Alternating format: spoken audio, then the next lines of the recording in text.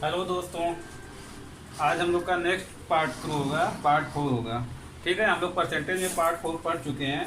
आज हम लोग का जो पार्ट था मैंने बताया था आपको, अगले क्लास में क्या कराएंगे। आज हम आप लोग को जो आता है मतलब कंजम्पशन में, मतलब चेंजिंग कंजम्पशन प्राइस, या आप उसमें एक्सपेंडिचर में जो चेंजेस होता है उसके बारे में। जैसे नई क्वेश्चन होते हैं, शुगर के प्राइस में इतना वो हो गया, इंक्रीज हो गया, तो उसके कंजम्पशन में कितना मतलब डिक्रीज होगा, मतलब हमारा जिससे एक्सपेंडिचर इक्वल रहे, कोई उस पर फर्क ना पड़े। तो इस टाइप क्वेश्चन इस पार्ट में हम लोग करेंगे। ठीक है, तो आज हमारा परसेंटेज का पार्ट 4 होगा। Percentage part 4। ठीक, तो आज हम लोग का परसेंटेज पार्ट 4 होगा। इसमें हम जो है अपना फर्स्ट क्वेश्चन जा रहे हैं करने। ठीक है, आज हम लोग का परसेंटेज पार्ट 4 होगा, जिसमें हमारा पहला क्वेश्चन होगा।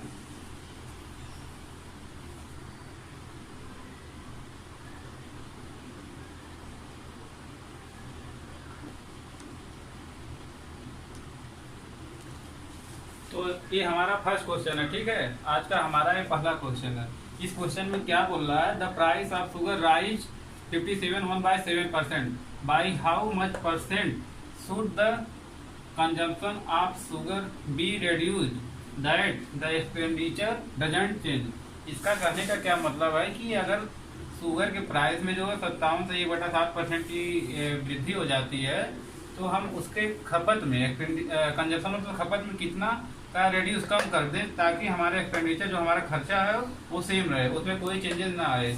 तो इससे पहले मैं आपको कुछ बता देता हूँ कि आपको क्या बात ध्यान रखनी होती है कि हमारा जो होता है एक्सपेंडिचर जो हमारा होता है,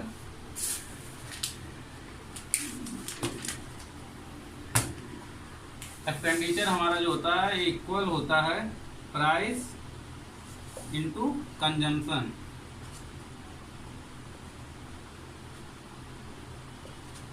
जो हमारा खर्चा होता है इसे हिंदी में बोलते हैं खर्चा, और प्राइस मतलब कीमत, कंजम्पशन मतलब उपभोग। मतलब जो हमारा खर्चा होता है कीमत और उपभोग के मल्टीप्लाई के इक्वल होता है। हमारा मतलब जो अगर हमको मतलब हमारा खर्चा सेम है, तो हमारा जो अगर कीमत बढ़ता है तो उपभोग घटता है।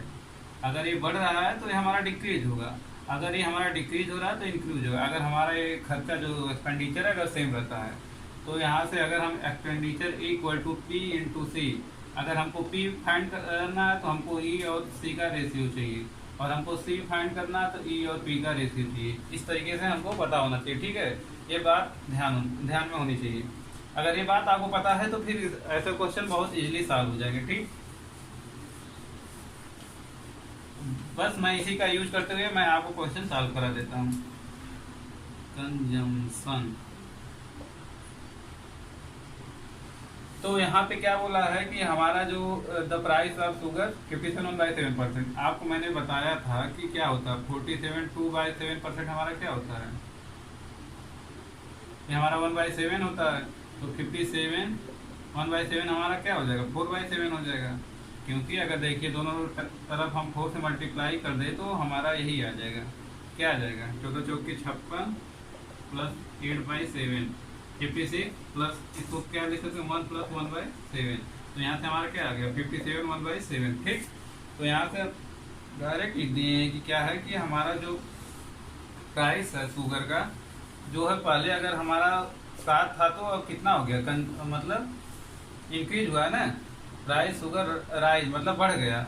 मतलब अगर पहले 7 था तो अब कितना हो गया 11 हो गया। अगर हमारा प्राइस पहले जो था, पहले अगर वो 7 था तो अब क्या हो गया 11 हो गया। तो मैंने अभी आपको समझाया था कि अगर हमारा एक्सपेंडिचर सेम है तो जो हमारा अगर प्राइस जिस रेशियो में होगा उसके जस्ट अपोजिट रेशियो में हमारा कंजम्पशन होगा। यानी हम क्या करेंगे कि जो अब का प्राइस है उसे पहले हम कंजम्पशन मान लेंगे, जो पहले का प्राइस रहता है उसे हम क्या मान लेते हैं, बाद का कंजम्पशन मान लेते हैं। इस तरीके से हमारा आप देखिए कि अब मल्टीप्लाई करेंगे तो जो हमारा खर्चा आएगा 11×7=77, और यहाँ पे क्या आएगा 11×7=77। दोनों कंडीशन में हमारा एक्सपेंडिचर सेम है, कोई मतलब उसमें फर्क नहीं पड़ा। पहले भी 77 का खर्चा होता था, अब भी 77 का खर्चा हो रहा है। ठीक, तो इस तरीके से क्या हुआ कि हमारा पहले जो कंजम्पशन था 11 था, अब 7 हो गया। तो यानी हमारा कंजम्पशन 11 7 हुआ, कितना कम हो गया? 4 कम हो गया। किसके बेस पे कम हुआ? 11 के बेस पे कम हुआ इंटू 100। ये हमको परसेंटेज फाइंड करना था। आपको पता 1/11 जो होता है 9.09, 4 हमारा 11% कितना होगा? 36.36%। ये हमारा आंसर हो गया। एकदम सिंपल क्वेश्चन। ठीक, आप लोग की समझ में अच्छे से आ गया? ठीक है, आप इसे पूरा नोट डाउन कर लीजिए। ठीक है, हम इसके बाद अपने क्या है अगले क्वेश्चन पे चलेंगे। ठीक,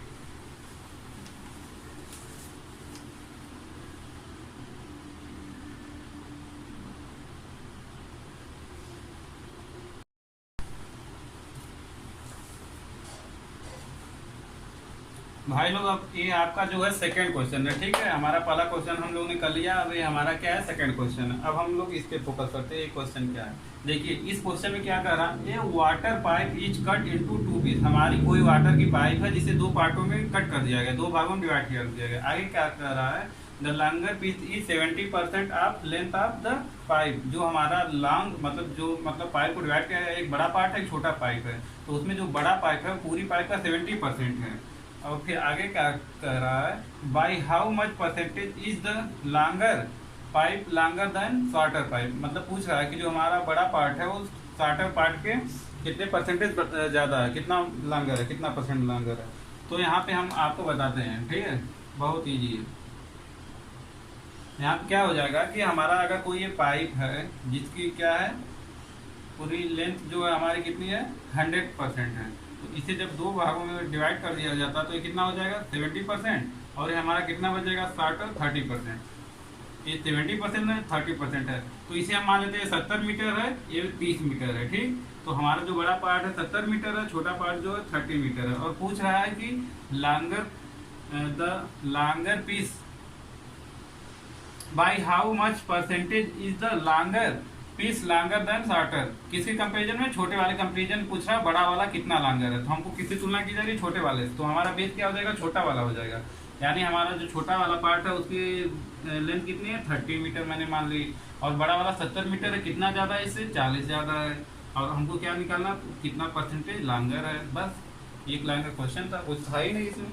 यहाँ से आपका आंसर आ गया 400/3। यहाँ से क्या आ जाएगा?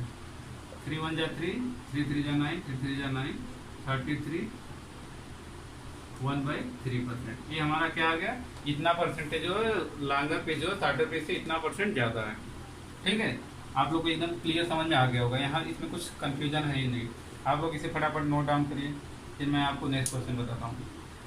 जल्दी से इसे नोट कर लीजिए।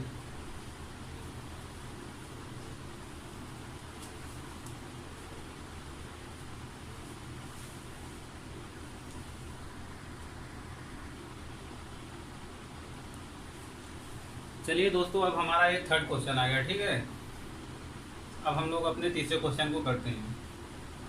इस क्वेश्चन में क्या कह रहा है? The price of rice falls by 20%। हम मतलब चावल की कीमत में जो है 20% की वो होती है, कमी हो जाती है, कम हो जाता है, 20% से कम हो जाता है चावल की प्राइस। तो पूछ रहा how much rice can be bought. मतलब कितना चावल खरीदा जा सकता है with the money that we sufficient to buy 20 kg rice previously. मतलब इसका कहने का जो मतलब है कि हम अब कितना चावल और खरीद पाएंगे। जो हमारा पहले 20 किलो चावल खरीदने के लिए पैसा पर्याप्त था, उसी पैसे में हम कितना और चावल खरीद पाएंगे। क्योंकि अब तो हमारा मतलब प्राइस जो कम हो गया राइस का, तो यानी हम कुछ ज़्यादा ही खरीद पाएंगे ना। जो पहले 20 kg का चावल का दाम था, मतलब चावल का दाम कम हो गया, तो उसी पैसे में हम कुछ ज़्यादा ही चावल खरीद पाएंगे। तो इस क्वेश्चन को हम समझाते हैं आपको। बहुत सिंपल क्वेश्चन है, इसमें कुछ है नहीं। अभी मैंने आपको समझाया था क्या होता है हमारा एक्सपेंडिचर। क्या होता है? एक्सपेंडिचर इक्वल टू हमारा होता है प्राइस इनटू कंजम्पशन। ठीक, कह रहा है कि हमारा तो ये तो एक्सपेंडिचर सेम रखना। पहले जो पैसा हमारे पास था अभी उतना ही पैसा है। पहले क्या था कि राइस का प्राइस में कितना डिक्रीज हो गया? 20%। 20% का मतलब 1/5। यानी अगर हमारा पहले जो प्राइस था राइस का अगर 5 रुपये था, तो अब एक कम हो गया तो कितना हो जाएगा? 4 हो जाएगा।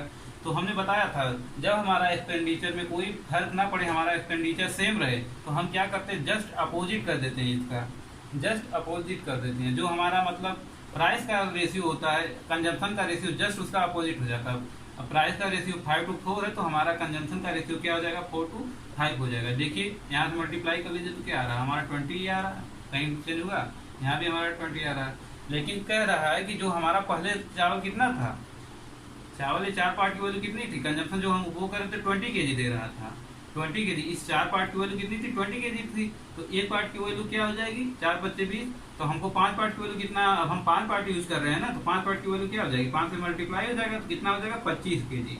अब जो है हम क्या कर रहे हैं, 25 kg चावल खा रहे हैं, पहले कितना था, 20 kg। अब देखिए दोनों समय पैसा बराबर है, अभी मतलब 4 रुपए पर केजी चावल है और 25 kg खा रहे हैं, तो कितना हम खर्च कर रहे हैं, 100 रुपए खर्च कर रहे हैं। पहले कितना पैसा कीमत थी चावल की, 5 रुपए थी, और खा कितना रहे थे, 20 की, जो तो 20-25-100, अब भी 100 रुपए ही खर्च कर रहे थे।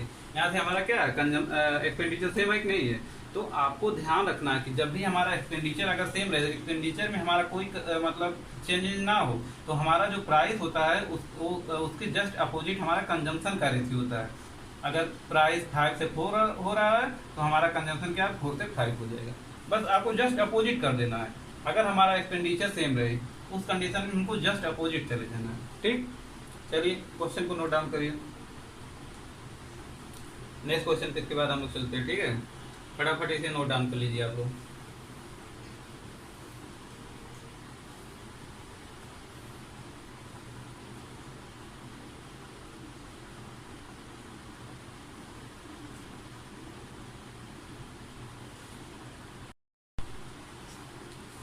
चलिए दोस्तों, अब भाई हमारा नेक्स्ट क्वेश्चन है। ठीक है, ये हमारा चौथा क्वेश्चन है। इस क्वेश्चन में क्या कह रहा है, the price of sugar reduced by 25%। बता रहा है कि शुगर के दाम में 25% की कमी हो जाती है, but in spite of decrease, लेकिन इस कमी के बावजूद, इस डिक्रीमेंट के बावजूद, Ayush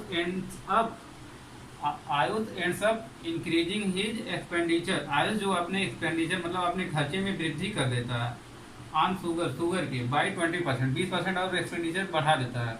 what is the percentage change in his monthly consumption. मतलब अब उसके शुगर का जो मंथली कंजम्पशन है, जो उपभोग है, उसमें वो कितना चेंज हो जाता है उसके इसके बाद। अगर वो मतलब शुगर की जो प्राइस है उसमें 25% की डिक्रीज हो जाती है, जबकि क्या है कि आयुष जो है अपना जो कंजम्पशन है, जो उपभोग है, उसमें क्या करता है 20% बढ़ा देता है। तो अब पूछ रहा है कि उसके मतलब उसने अपने एक्सपेंडिचर में 20% बढ़ा दिया, दाम में मतलब जो पहले 100 रुपए की शुगर खरीदता था, अब उसके जगह कुछ मतलब 20% बढ़ा के 120 रुपए खरीद रहा है। ठीक, तो अपना एक्सपेंडिचर को उसने बढ़ा दिया। तो वही पूछ रहा है कि उसके कंजम्पशन में कितना चेंज आ जाएगा। इस क्वेश्चन को हम समझाते हैं, आप बहुत ध्यान से समझिएगा, बहुत ईजी क्वेश्चन है, इसमें है नहीं कुछ। हमने अभी आपको बताया था क्या होता है, एक्सपेंडिचर होता है, एक्सपेंडिचर इक्वल टू हमारा क्या होता है, प्राइस इनटू कंजम्पशन। यही होता है ना हमारा, प्राइस इनटू कंजम्पशन। तो अब हमें क्या चाहिए, कंजम्पशन चाहिए। अगर हमको एक्सपेंडिचर और प्राइस का जो रेशियो हम निकाल लेंगे तो हमारा क्या आ जाएगा, कंजम्पशन आ जाएगा। ठीक, तो इस तरीके से हम पहले एक्सपेंडिचर लिखते हैं। हमारा एक्सपेंडिचर क्या हो जाएगा, एक्सपेंडिचर में हमारा कितना बढ़ा दिया उसने, कितना इंक्रीमेंट कर दिया एक्सपेंडिचर, 20%। 20% का मतलब 1/5। अगर पहले उसकी मतलब जो खर्चा था 5 रुपए था, पहले अगर उसका खर्चा एक्सपेंडिचर 5 रुपए था, तो अब एक बढ़ा के कितना हो गया, 6 रुपए कर दिया। और प्राइस क्या है, प्राइस में क्या हुआ कि 20% रेड्यूस्ड हो गया, मतलब घट गया। 25% का मतलब क्या था, 1/4। अगर पहले अगर चीनी की जो कीमत थी 4 रुपए थी, तो अब 25% कम होने का मतलब एक कम हो गया, तो 4 से एक कम कितना हो गया, 3 रुपए हो गया। अगर इनका रेशियो जो हम निकाल लेंगे तो हमारा किसका रेशियो हो जाएगा, कंजम्पशन का आ जाएगा। अभी मैंने यहाँ बताया कि एक्सपेंडिचर और प्राइस का जो रेशियो होता है वो कंजम्पशन होता है। तो यहाँ हमारा कंजम्पशन क्या आ जाएगा, 5/4। ठीक, और ये क्या आ जाएगा, 6/3, 8 हो गया। तो इस तरीके से हमारा रेशियो क्या आ जाएगा, यहाँ 3:2, तो यानी क्या आ गया, 5/4 रेशियो 2।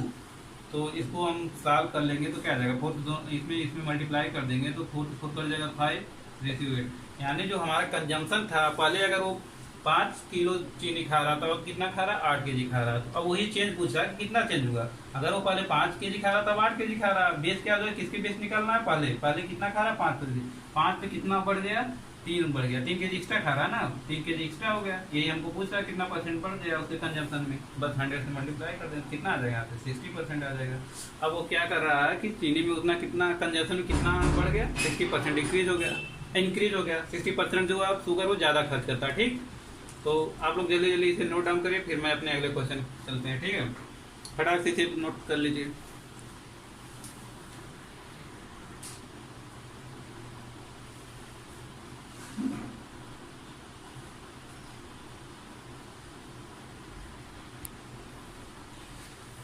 चलिए दोस्तों, हम अपने अगले क्वेश्चन चलते हैं। Question number 5। क्वेश्चन नंबर 4 तक आप लोग को समझ में आ गया है। क्वेश्चन नंबर हम 5 करते हैं। क्वेश्चन नंबर 5 क्या है, in a cuboid if length is increase by 25%। हमारा क्यूबॉइड मतलब क्या होता है, घनाभ होता है। हमारा कोई घनाभ है जिसके लेंथ में इंक्रीज किया जाता है 25% का। ठीक, and breadth is decrease by 40%, और उसकी चौड़ाई में हम क्या करते हैं, 40% कम कर देते हैं। By how much percentage the height should be change the volume remains constant. मतलब कह रहा है कि उसके हाइट में हम क्या चेंज कर दें कि उसका जो वॉल्यूम है वो कांस्टेंट रहे, उसमें कुछ फर्क ना पड़े। ये भी एकदम सेम प्रोसेस है जैसे अभी तक हम एक्सपेंडिचर, प्राइस एंड कंजम्पशन कर रहे थे, वैसे ये भी क्वेश्चन है, इसमें कुछ नहीं करना। ठीक है, तो हमारा क्या वॉल्यूम क्या होता है, वॉल्यूम होता है length into breadth into height. ठीक, तो हमको क्या बताया है कि क्या कह रहा है कि in a cuboid if length is increase by 25%। 25% का मतलब क्या होता है, 1/4 होता है। अगर क्यूबॉइड की पहले लेंथ क्या थी, अगर 4 थी, तो अब इंक्रीज करके कितना हो गया, 1 बढ़ गया, तो कितना हो जाएगा, 5 हो जाएगा। पहले अगर लेंथ 4 थी तब कितनी हो गई, 5 हो गई। और फिर इसी तरह से कह रहा है कि and breadth is decrease by 40%। 40% का मतलब क्या होता है, 2/5 होता है। अगर ब्रेड्थ उसकी पहले 5 थी तो अब डिक्रीज कर देगी, कितने से डिक्रीज कर देगी, 2 से डिक्रीज कर देगी। तो अब कितनी ब्रेड्थ बचेगी, 3 बचेगी। और पूछ रहा है कि हमारे इस हाइट में क्या चेंज किया जाए कि जिससे जो है हमारा वॉल्यूम जो है दोनों कंडीशन में सेम आए। हम क्या करते हैं, इन दोनों का मल्टीप्लाई कर लीजिए, 5 चौक के 20, 5 यानी 15, 20 और 15 का एलसीएम क्या होगा, 20 और 15 का एलसीएम 60 होगा। तो हम क्या करते हैं, मतलब हम मान लेते हैं कि दोनों कंडीशन में हमारा वॉल्यूम 60 था, तो उसको करने के लिए 60 करने के लिए क्या करें, 4 25 20 या 60। हम हाइट क्या ले लेंगे, 3 लेंगे। यहाँ 60 करने के लिए क्या होगा, 5 या 15 चौक के 60। तो इस तरीके से हमारा क्या हो गया, वॉल्यूम सेम हो गया, वॉल्यूम में कोई मतलब फर्क नहीं पड़ा, हमारा वॉल्यूम कांस्टेंट है। ठीक है, तो अब हमारा क्या आ जाएगा कि अब पूछा है कि हमारे हाइट में क्या चेंज है, हाइट में क्या चेंज हो जाएगा। हाइट पहले 3 थी, अब कितनी हो गई, 4 हो गई। क्या हो गई, बढ़ा घटा, बढ़ा ना, एक पार्ट बढ़ा, तो यानी एक किस पे बढ़ा, 3 पे।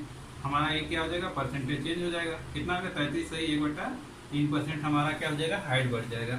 हाइट में यही परसेंटेज चेंज है। ठीक, इतना परसेंट हमारा हाइट क्या होगा, बढ़ जाएगा। ठीक है, तो आप जल्दी जल्दी इसे नोट डाउन करिए, हम अपने अगले क्वेश्चन पे फिर चलते हैं। फटाफट लिखिए इसको, फिर हम अपना अगला क्वेश्चन नंबर 6 पे चलते हैं।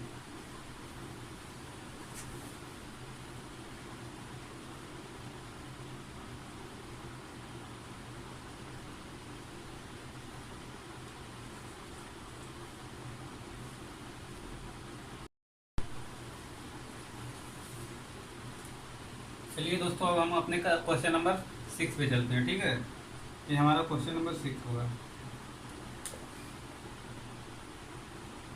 क्वेश्चन नंबर हमारा 6 है।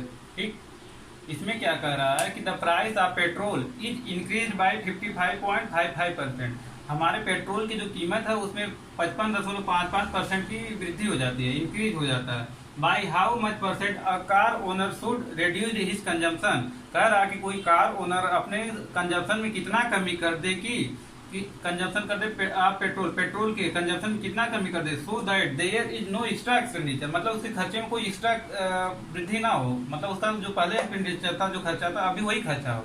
ठीक है, तो इस क्वेश्चन को समझिए कैसे करेंगे, बहुत इजी है। अभी तो वही तो है, expenditure equal to price into consumption, उसी पे सारा क्वेश्चन चल रहा है हमारा। तो यहाँ पे क्या कर रहा है कि हमको क्या करना है, एक्सपेंडिचर में कोई चेंजेस नहीं लाना है।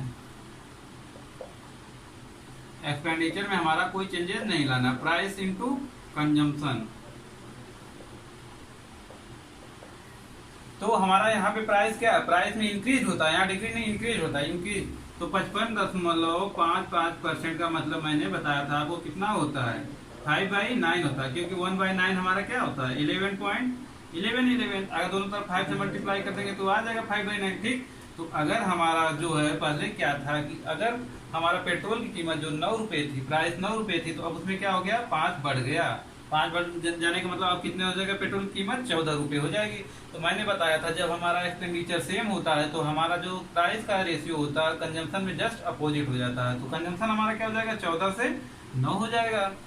इस तरह से आप देख लीजिए हमारा यहाँ 14 9 126, अभी खर्चा उतना ही हो रहा है, 14 9 126, यहाँ भी खर्चा सेम हो रहा है, यानी हमारे एक्सपेंडिचर में कोई एक्स्ट्रा बढ़ोतरी नहीं हो, कुछ एक्स्ट्रा मतलब खर्च नहीं बढ़ रहा। ठीक है, तो अब हमको क्या पूछा था कि owner should reduce his consumption, owner जो अपने कंजम्पशन को कितना रिड्यूस कर रहा है, 14 क्या कर दिया 9 कर दिया, रिड्यूस कर दिया ना, कम कर दिया ना, कितना कम कर दिया 5 कम कर दिया, किस पे कम किया 14 पे कम किया, इंटू 100। तो यहाँ से हमारा क्या आ जाएगा 2 सत्ते 14 50, यानी 250/7%, यानी यहाँ क्या आएगा 17 21 4 7 5/7%। जो है कोई कार ओनर को अगर अपने एक्सपेंडिचर को सेम रखना, उसमें कोई एक्स्ट्रा चेंजेस नहीं लाना है, तो उसको क्या करना होगा कि अपने कंजप्शन को 35.5/7% रिड्यूस कर देना होगा, कम कर देना होगा। ठीक है, एक क्वेश्चन हुआ, जल्दी जल्दी इसे नोट डाउन करिए, फिर हम अपने अगले क्वेश्चन चलते हैं।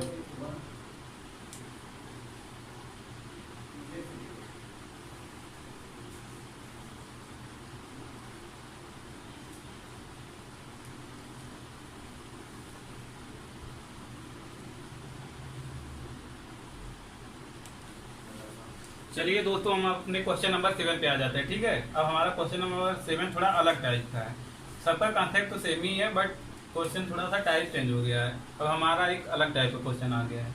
अब हम लोग धीरे धीरे अपने सारे टाइप क्वेश्चन को समाप्ति की ओर ले जा रहे हैं। जितने टाइप क्वेश्चन होंगे सारा यहाँ पे आपको बताया जाएगा। यहाँ क्या कर रहा है, if salary of Neeraj is 28.125% less than Ritesh, बोल रहा है कि जो नीरज की सैलरी है वो रितेश की सैलरी से 28.125% लेस है। Then salary of Ritesh is how much percent more than Neeraj, तो यहाँ पूछ रहा है कब रितेश की सैलरी नीरज से कितना ज्यादा। तो ये थोड़ी नहीं कि वो उससे 28.5% कम है तो 28.1% ज्यादा होगा, ये नहीं होता है। अगर रुपए में बात की जाए तो अगर हम मतलब जो नीरज 50 रुपए कम कमाता है तो रितेश 50 रुपए ज्यादा, लेकिन परसेंटेज में ये चीज नहीं होता है, इसको ध्यान समझिएगा इसका क्या मतलब होता है। ठीक, तो यहाँ पे हम आपको बताते हैं, ये नीरज है और ये हमारे कौन है रितेश है। तो यहाँ पे क्या कर रहा है कि हमारा जो salary of Neeraj is 28.125% less than Ritesh, Ritesh से 28.25 रुपए कम कमा रहे हैं। तो क्या 28.5 को आपको क्या करना है, फ्रैक्शन में कर लेना है। ठीक, तो फ्रैक्शन में आप इसे कन्वर्ट कर लीजिए। तो आप इसे क्या कर लीजिए, 2 पार्ट में तोड़ लीजिए। 2 पार्ट में तोड़ेंगे क्या होगा, एक हम 25 मान लीजिए और आप एक मान लीजिए, कितना हो जाएगा 25 3.125। ठीक, आप इसे अगर आप 8 से मल्टीप्लाई कर दीजिए ऊपर नीचे, तो क्या होगा 8 × 5 = 40, 8 × 2 = 16, 16 4 0 हाथ लगाए, 8 × 8 2 10 के 0, हाथ लगा 2 8 के 24 तो 26/8। ठीक, ये 25% है, ये इतना परसेंट है।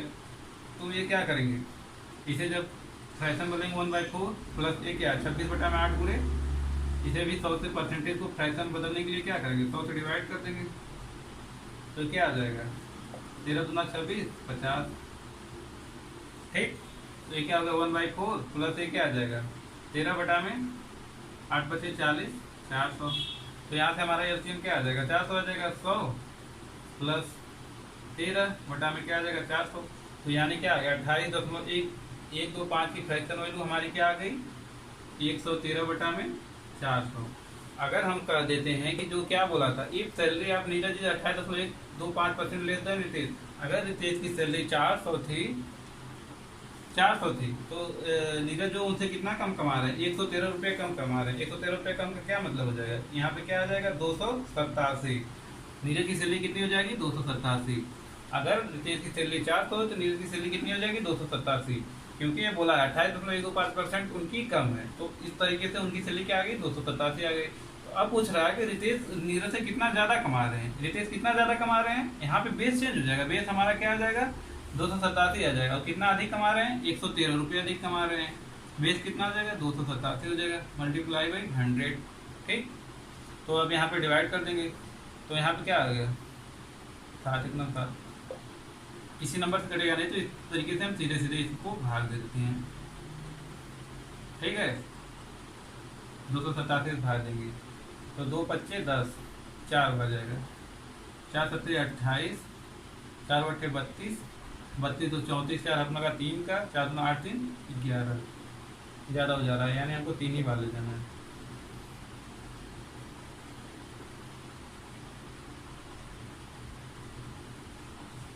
तो 3 7 जा 21, 3 8 जा 24, 2 6 मतलब 8, 10 में से 1 गया 9, यहाँ बचा 2, 12 में से 6 गया 6, यहाँ बचा 10, 10 में से 8 गया 2, 269 90। ठीक, ये कितना बार जाएगा हमारा, 26। तो 2 9 18, 90 9 9 9 81, 18 26, 9 टाइम्स ले जाते हैं। 9 7 30 की 3, हाथ में लगा 6 का, 9 9 8 72, 72 6 78 की 8, हाथ में लगा 7 का, 9 2 18 7 25, क्या आ जाएगा, 10 में से 3 गया 7, 10 में से 3 गया 7, यहाँ बचा क्या 8, 8 में से 8 गया 0, यहाँ गिरा है 6, 6 में से गया 5, यहाँ का बढ़ गया 107। ठीक है, तो इस तरीके से क्या आ गया, 107 सही नहीं 39 सही 107 बटा 287% जो है रितेश जो है 39 सही 107 बटा 287% जो है नीरज से अधिक कमाते। ठीक है, ये आ गया हमारा आंसर। फटाफट इसे नोट डाउन करिए। ऐसे ही सिंपल सिंपल क्वेश्चन रहेंगे, ज़्यादा टफ नहीं होते हैं।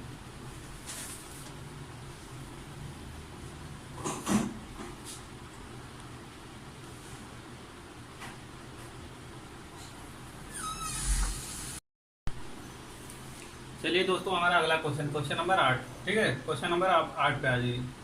क्वेश्चन नंबर हमारे 8 में क्या कह रहा है कि the saving of Ram is 45.45% more than Shyam.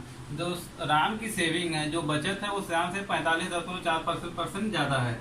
Then saving of Shyam is how much percent less than Ram. तो पूछ रहा है कि श्याम की जो सेविंग है वो राम के सेविंग से कितना परसेंट लेस है। ठीक, तो आ जाइए इस क्वेश्चन को कैसे करेंगे। सेम वही प्रोसेस है, इसमें भी कुछ नहीं है। क्या कह रहा है, यहाँ पे ये हो गए राम जी और ये हो गए श्याम जी। ठीक, तो कह रहा है कि the saving of Ram is 45.45% more than Shyam.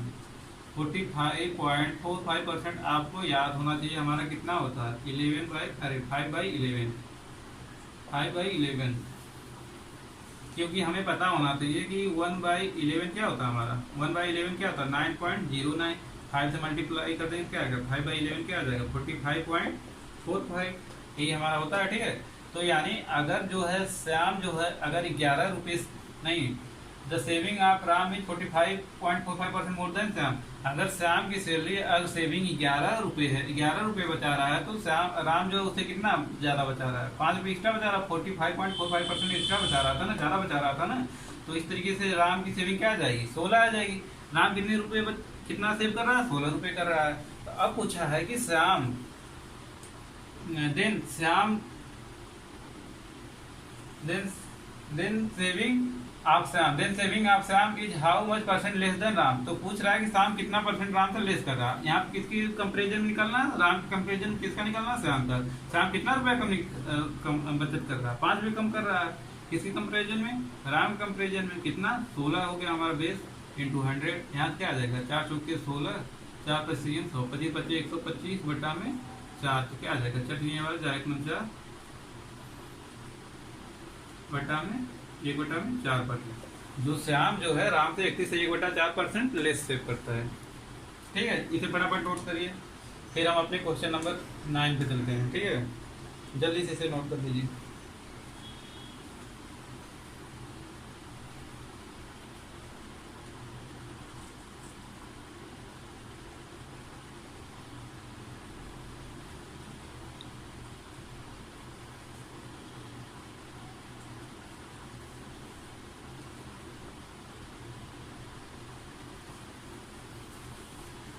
चलिए दोस्तों, ये हमारा क्वेश्चन नंबर 9 है, ठीक है। इसको ध्यान से समझिए, इसमें क्या कह रहा है कि कोई मतलब number x is inversely proportional to y. X जो है हमारा वाई के इनवर्सली प्रोपोर्शनल है। इनवर्सली प्रोपोर्शनल का मतलब क्या होता है कि जैसे कोई भी चीज किसी के इनवर्सली मतलब व्युत्क्रमानुपाती, उसके व्युत्क्रम के अनुक्रमानुपाती। अनुक्रमानुपाती का मतलब क्या होता है कि उस पर डिपेंड करता है। जो हमारा यक्स है तो वाई की व्युत्क्रमानुपाती, वाई व्युत्क्रमानुपाती का मतलब क्या होता है, x is inversely proportional to y. इसका क्या मतलब होगा है कि यक्स की जैसे जो वैल्यू है वाई पर डिपेंड करती है और वाई की वैल्यू यक्स है। अगर जैसे ही वाई को बढ़ाएंगे तो यक्स घटेगा और वाई को घटाएंगे तो यक्स बढ़ेगा। तो इसे और क्या हम लिख सकते हैं, x into y equal to क्या हो जाएगा, नहीं इसे मतलब हम डायरेक्ट अभी नहीं मल्टीप्लाई करते हैं। तो ये इनवर्सली प्रोपोर्शनल का जब सिंबल हम हटाते हैं, हम इक्वल करते हैं तो कोई हमारा कांस्टेंट आ जाता है। कांस्टेंट को हम मान लेते हैं के अपान वाई। फिर इसे क्या और सिंप्लीफाई कर देंगे, x into y equal to क्या होगा कि यक्स और वाई का जो प्रोडक्ट होगा हमेशा एक कांस्टेंट आएगा, उसमें कोई चेंज नहीं आएगा। अगर यक्स को बढ़ाएंगे तो वाई ऑटोमेटिक कम हो जाएगा, क्योंकि हमारा जो प्रोडक्ट आना है सेम आना है, कभी इसमें चेंज नहीं होना, कांस्टेंट आना है, ठीक। अगर यक्स की वैल्यू बढ़ाएंगे तो वाई घटेगा, यक्स की वैल्यू घटाएंगे तो वाई बढ़ेगा। तो इस क्वेश्चन में क्या कर रहा है कि जो x is inversely proportional to y है, if x is increase by 37.5%, 37.5%, जो हमारा यक्स है 37.5% का बढ़ाया जा रहा है, तो हमारे वाई में क्या चेंजेज आएगा, कितने परसेंट का चेंज आ जाएगा, यही पूछ रहा है। तो यक्स 37.5 को फ्रैक्शन बदलेंगे क्या आएगा, 3/8 आएगा। मैंने कई बार आपको बता दिया, ये वैल्यू तो आपको बहुत बार आ रहा है, इसे याद होना चाहिए। हमारा क्या होता है 1/8 होता है 12.5%। अगर इसे दोनों तरफ 3 से मल्टीप्लाई कर देंगे 37.5, तो क्या होता है 37.5 की फ्रैक्शन वैल्यू 3/8। अगर हमारा यक्स पहले 8 था तो उसको कितना बढ़ गया, 3 बढ़ गया। तो क्या हो जाएगा, पहले हमारा अगर यक्स 8 था तो अब कितना हो गया, 3 हो गया। तो ये पूछ रहा है कि वाई में क्या चेंजेज होगा। वाई में अगर पहले मतलब क्या करें कि ये दोनों जगह पे कांस्टेंट की, हमारा कांस्टेंट हमेशा प्रोडक्ट जो सेम आना चाहिए। यहाँ पे दोनों पे ऐसा नंबर रखेंगे कि मतलब जो है हमारा हमेशा जो मतलब प्रोडक्ट आना चाहिए दोनों का, यक्स इंटू वाई का सेम आना चाहिए। तो हम जस्ट इसका उल्टा कर देंगे। अगर यहाँ पे यक्स 8 है, यहाँ पे यक्स 3 है, तो यहाँ पे हम वाई को 3 मान लेते हैं, यहाँ पे 8। अब देखिए 8 3 24, 8 3 24, दोनों जगह पे क्या है हमारा के कांस्टेंट सेम आ रहा है, प्रोडक्ट सेम आ रहा है। तो वाई में क्या चेंज हो गया, वाई पहले 3 था, कितना हो गया, 8 हो गया।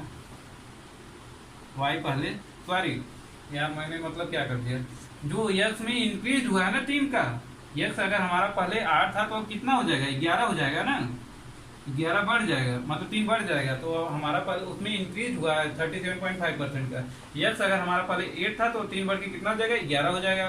तो ठीक इसका अपोजिट क्या हो जाएगा, वाई में मतलब पहले अगर हमारा वाई 11 था तो ये घट जाएगा, क्योंकि इनवर्सली प्रोपोर्शनल। अगर यक्स बढ़ेगा तो वाई क्या होगा, घटेगा। तो अब यहाँ पे मल्टीप्लाई करेंगे 11/88, 11/88 दोनों जगह सेम आ रहा। अब हमारा वाई क्या चेंज नहीं हुआ, चेंज हो गया, 11 क्या हो गया, 8 हो गया। कितना घट गया, 3 का घट गया। किस पे घटा, 11 पे, इंटू 100%।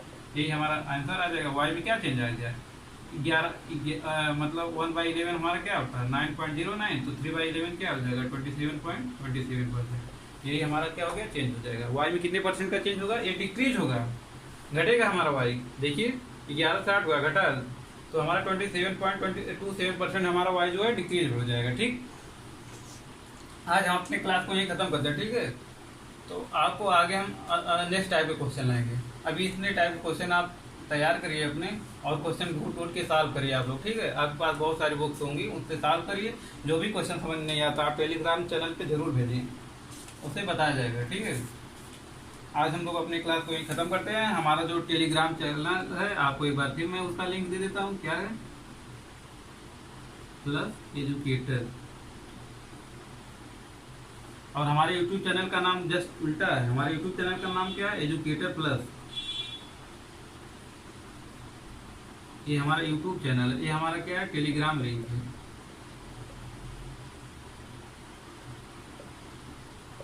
ठीक है। इस पे कोई भी क्वेश्चन आप पूछ सकते हैं। प्लीज दोस्तों हमारे चैनल को सब्सक्राइब जरूर करें, ठीक है। आप लोगों के लिए इतनी मेहनत की जा रही है, तो आप लोग थोड़ा सा प्यार दिखाएं, अपना चैनल को सब्सक्राइब कर लें, वीडियो को लाइक भी करें, और ज़्यादा से ज़्यादा लोगों तक शेयर करें। और हाँ, आप लोग के लिए ये कोर्स मतलब जो यूपीएससी और पीसीएस के भाई लोग हैं उनके लिए हम लोगों ने सोचा है कि मतलब सी सेट कहीं पढ़ाया नहीं जाता, सारी जो बड़ी बड़ी कोचिंग है बस मेंस के लिए पढ़ाती हैं। आपको मेंस तक पहुंचने के लिए पहले सी सेट निकालना होगा, सी सेट कहीं ध्यान नहीं दिया जाता है। बहुत सारे बच्चे ऐसे होते हैं जिनका सी सेट में ही रुक जाता है, तो उसके लिए हम लोग पूरा डेडिकेटेड मतलब बहुत ही अच्छे से सी सेट में जितने सारे टाइप के क्वेश्चन पूरा कंपाइलेशन हम पहले करेंगे, आपको पूरा उस पर निष्कर्ष निकालेंगे, हाँ कहाँ से कैसे क्वेश्चन आते हैं, सारे क्वेश्चन को एक जगह इकट्ठे करेंगे, फिर आपको टॉपिक वाइज पढ़ाएंगे। ठीक है, मैथ इंग्लिश रीजनिंग जो आपके सी सेट में आते हैं उसे 1 जून से हम लोग शुरू कर रहे हैं। ठीक है, तो आप लोग जरूर आइएगा, उस सेशन को ज्वाइन करिएगा 1 जून से। ठीक है, धन्यवाद दोस्तों।